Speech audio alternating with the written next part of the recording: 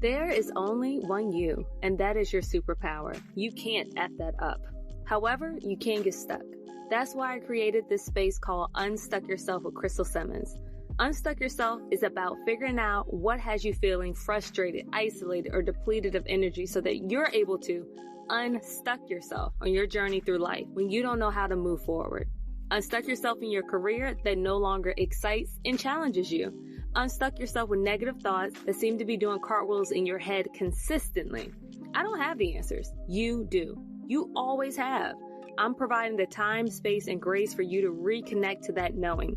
I'm Crystal Simmons, coach, speaker, and facilitator, and I'm grateful you made it here. Let's begin to unstuck yourself.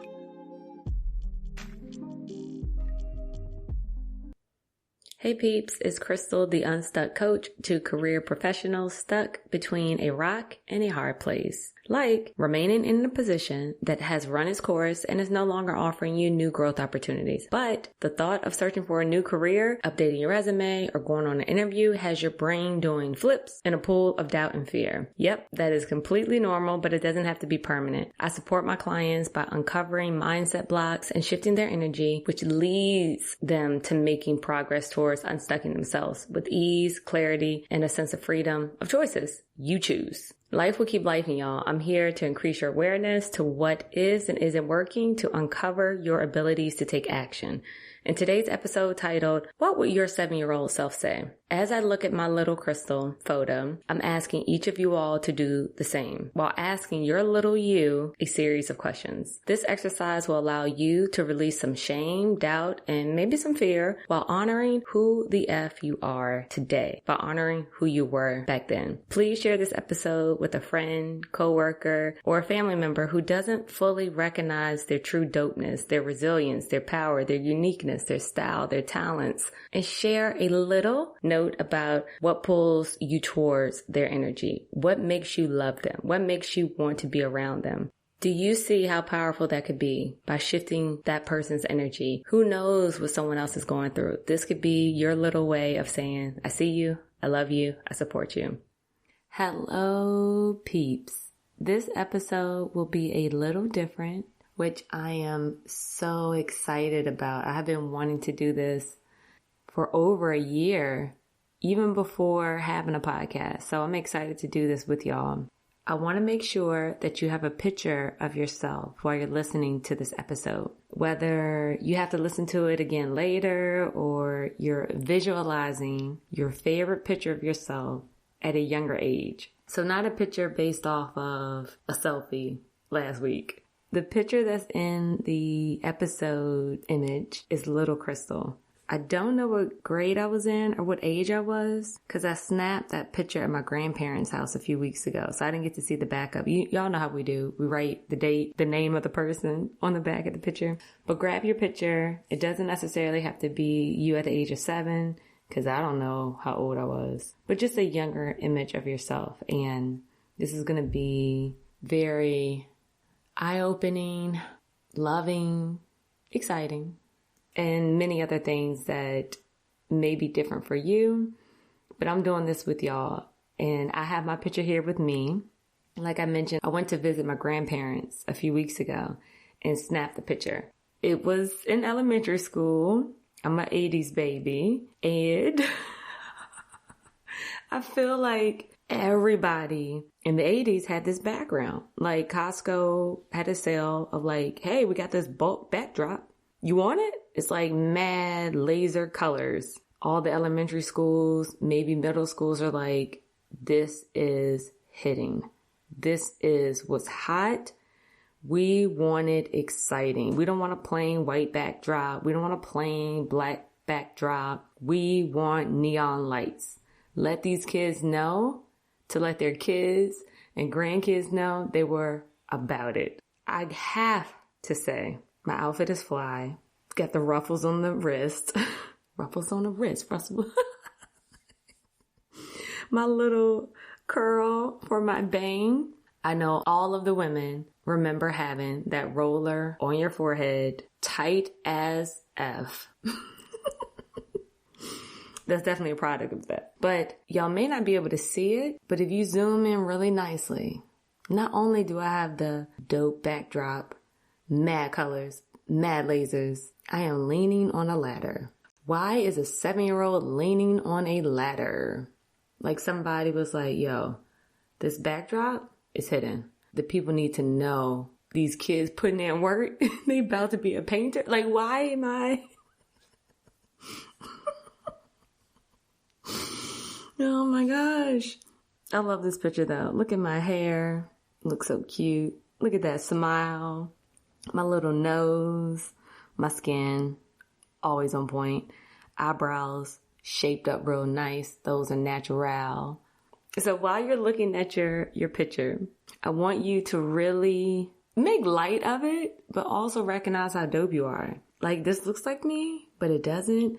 And I wish I knew what this little crystal thought most of the time. There are thoughts that come up, and we're going to get into that. Shout out to my mama and dad, because my face, my smile, my eyes, just my essence of, don't play with me. I'm leaning up against the ladder. I'm about business. Like, look at me gripping my wrist. Like, I don't know who posed me, but that was on point. So as you're looking at your image of your little you, I want you to first start off with, what were your fondest memories at this young age? For me, I recall, and I shared this on a previous episode, I remember pretending like I was winning an award. And the vision that comes to me, I remember walking my dog outside and we had to go through the back door. I remember like opening up the door and being like, yeah, and just talking to myself, like, I want to thank God. I want to thank my family, all the support. And I have no idea what the award was for, but I envisioned myself thanking people for this imaginary award at this young age. And maybe I was a little bit older because we did get our dog when we were older. I also recall me and my sister, or sisters, I think my older sister's still home. We had a karaoke machine. First of all, it's 3 of us. And my parents bought us 1 karaoke machine and 1 mic. Shout out to Nas. For the real ones, they know. 3 girls sharing 1 mic? Oh, and let me take it back. Oh my goodness.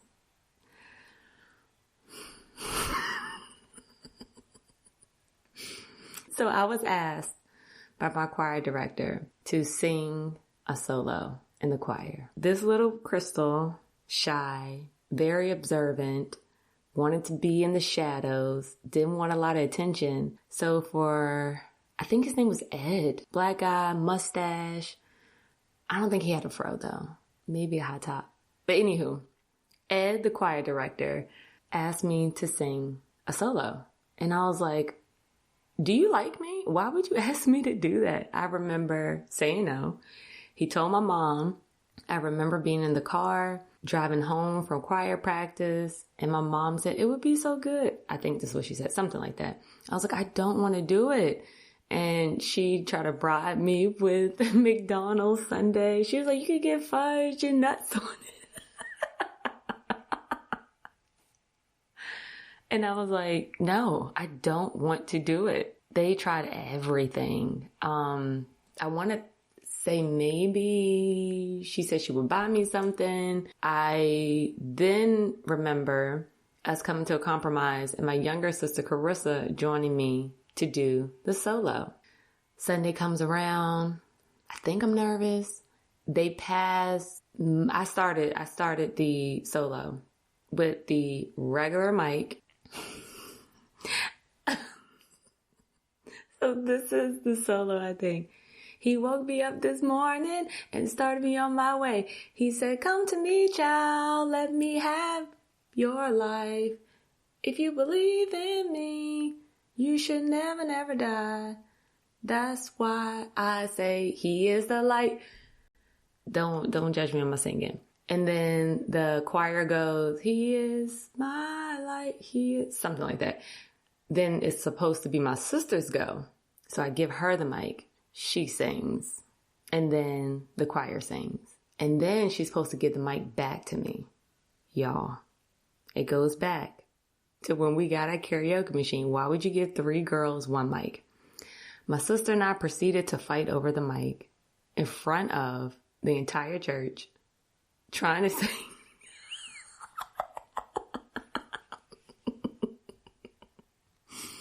Oh my goodness. That's a huge memory.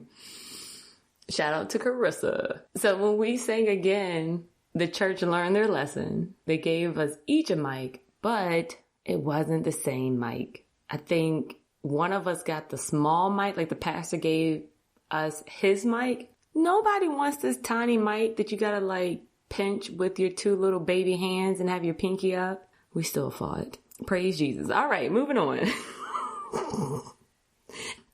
Again, the first question I asked was, what was your fondest memories as little you? So as little Crystal, pretending to receive a award, karaoke machine. Oh, so let me go back to that.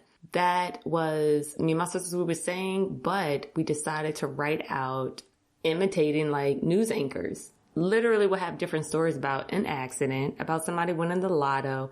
Just saying that sounds so ridiculous. Why are we covering accidents and lottery winners for the news? What about real news? Like, I can't go down that rabbit hole. Okay. Whew. We also would play teacher, where we used to line up our stuffed animals. We created a attendance sheet where we would take the attendance.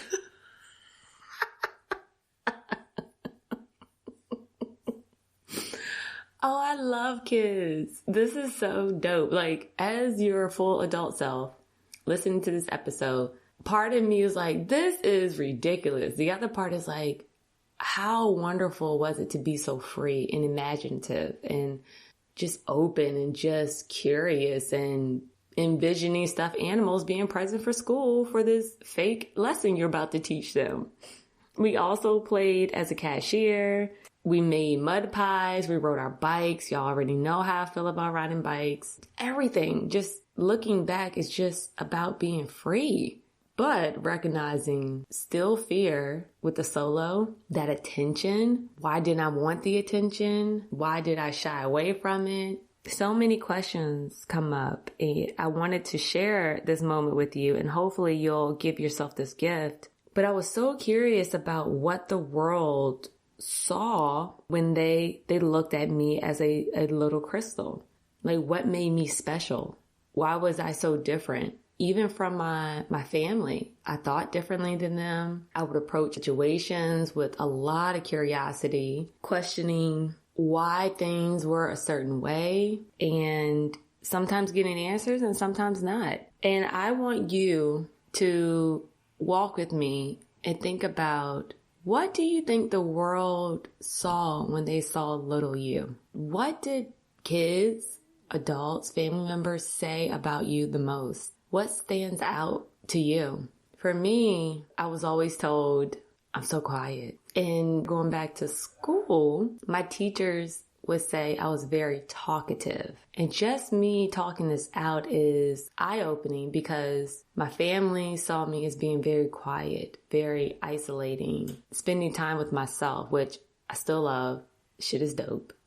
I enjoy being around myself. But then to think about being in school and always being in trouble, either written up, a note going home, like Crystal's too talkative. And it's really blowing my mind right now to even recognize those two worlds being in that same person. And if I think about it now as an adult, how often do we see ourselves one way, but then other people see us a different way, and we try to fight it or we try to fix it? I enjoyed being at home. I enjoyed being able to connect with my family in a different way and learn from them, because I thought a different way than them. I got to see so many different perspectives. Being around kids, or maybe just being in school, maybe just being curious and asking questions of people at school. I don't recall those conversations. But the question I want you to ask your little you, as you're looking at your picture, what does the world see when they look at you now? People will tell me I'm a hard worker. I make things look easy. And again, those two perspectives. I am a hard worker. There are things that come easy to me, but there's also this middle ground of me being consistent, me understanding the importance of really understanding what it is that I am embarking on or attempting to achieve so that I can work hard at it and complete whatever that accomplishment is. But if people on the outside see that as easy, they don't see the research. They don't see the notes. They don't see the meditation, reading books, coaching certification, coaching sessions, all of that in the background, creating what comes out on the outside. The next question I wanted to ask was, as little you, as I'm looking at little Crystal in this dope picture, leaning up against the ladder, I want to ask her, what did you need at that time? And what's coming up right now is just, I needed love just as I was. I needed support and just patience for who I was because I was different, and curiosity from adults instead of being labeled as weird, different, because those labels don't come with, it doesn't come with anabolic energy, like that constructive energy. It comes almost destructive, like, ooh, you're weird, or you're different, or, Crystal's just different, kind of dismissive. And I needed to be told that I was dope, that I was unique in the best way, that I was curiously smart, that I had a great smile, I had great skin, I was pretty, I was energetic. And not to say that anybody did anything wrong, or they did the best they could with what they have.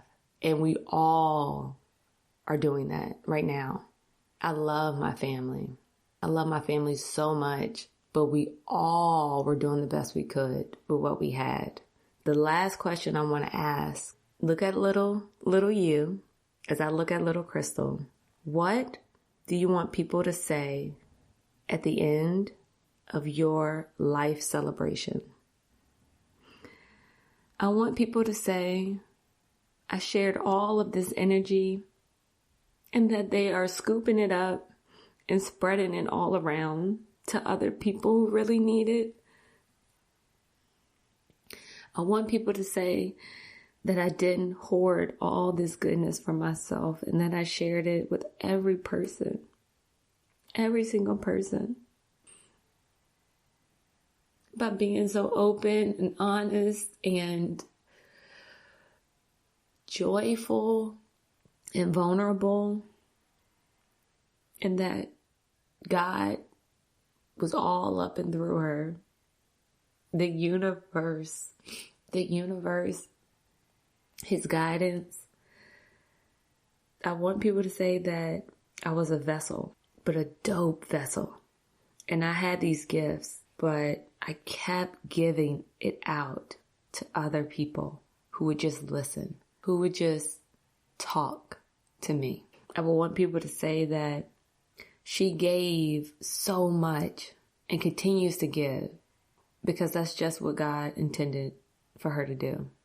His guidance, His love and support, you can see it, you can hear it, you can feel it, you can incorporate it in your life. I pray that my life will always be a celebration in everything I do, everything I attempt, everything I do and maybe didn't know, but I tried my best. And as I continue to learn, I correct myself. I grow. We're all connected. This little Crystal that is before me today has gone through so much. And yet I still see love and joy and excitement and curiosity in the same woman that is talking to you right now. When you look at little you, please give them what they need right now. And I'm doing that right now, little Crystal. We are bigging you up with your fly outfit on, your dope pose, your hair laid, your cute smile, your skin, those eyes, cheeks, your neck, your shoulders, your elbow, your two-piece polka dot, turquoise outfit with ruffles. I will always be your supporter. I will always be there to protect you. We're in this together. I'm validating you. I am acknowledging you and all of your efforts, all of your intentions, all of your dreams, all of your connections. It is a pleasure to be Big Crystal from where I started. You made me who I am. Go ahead and take in a deep breath, everyone. I hope you really feel a connection with yourself. There is nothing more powerful. You are a beautiful, dope being. Just remind yourself of it.